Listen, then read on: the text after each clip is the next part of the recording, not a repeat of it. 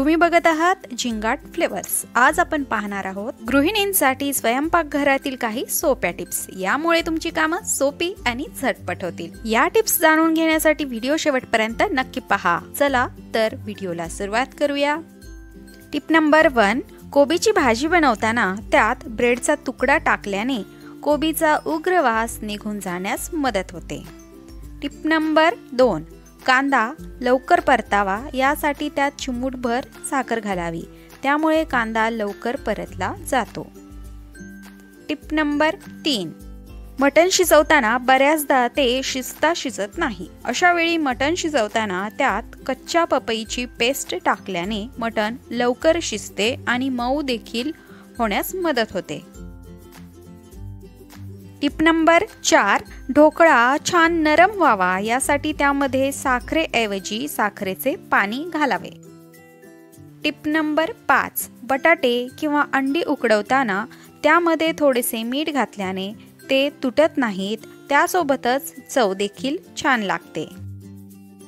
Tip number 6, tomato, मुळा, bit किंवा गाजर टवटवीत दिसण्यासाठी मिठाच्या पाण्यात रात्रभर ठेवावे। टिप नंबर 7, शेंगदाणे मिनिटभर उकळत्या पाण्यातून काढल्याने भाजल्यानंतर शेंगदाणे खमंग होतात। टिप नंबर 8, हिरव्या मिरच्यांचा ठेचा करताना त्यात थोडा लिंबाचा रस व मीठ घालून ठेवल्यास आठवडाभर उत्तम टिकतो। टिप नंबर 9, पावभाजी करताना त्यामध्ये थोडेसे बीट किसून घातले तर पावभाजीला छान रंग येतो। टिप नंबर 10, भाजीत फ्लॉवरचा रंग पांढरा दिसण्यासाठी त्यात 1 चमचा कणिक घालावी, त्याचा चांगला फायदा होतो। टिप नंबर 11, पुरणपोळी करणे म्हणजे गृहिणींचं कसबच असतं। कणिक आणि पुरण एकसारखंच मऊ असावं। कणिक मळून झाल्यावर एका पसरट पातेल्यात ठेवून ती बोटांनी दाबून घ्यावी आणि त्यावर भरपूर तेल ओतून झाकून ठेवावी। पोळी करताना तेलातून काढून ती चांगली तिंबून घ्यावी। हवी तशी पोळी लाटता येते आणि पुरण ही बाहेर येत नाही।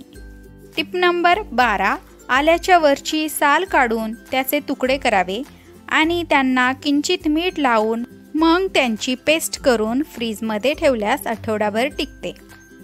टिप नंबर 13, डाळ शिजवताना त्यात हळदीची पावडर आणि शेंगदाण्याच्या तेलाचे काही थेंब टाका, त्यामुळे डाळ पटकन शिजते आणि स्वादही चांगला येतो।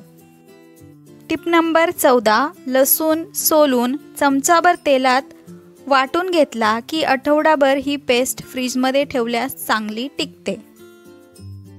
टिप नंबर 15, टोमॅटो प्युरीसाठी लाल भडक टणक टोमॅटो घेऊन ते गॅसवर 5 मिनिटे उकळत्या पाण्यात ठेवा। थंड झाल्यावर साल काढून मिक्सरला प्युरी करून घ्या।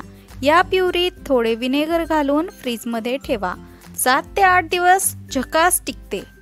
विनेगर नसल्यास टोमॅटोची ही प्युरी फ्रीजरमध्ये हवाबंद डब्यात ठेवावी। व्हिडिओ आवडल्यास व्हिडिओला लाईक करा, चॅनलला सबस्क्राईब करा आणि व्हिडिओ जास्तीत जास्त लोकांपर्यंत शेअर करा। अशाच नवनवीन व्हिडिओजसाठी चॅनलला सबस्क्राईब करायला विसरू नका।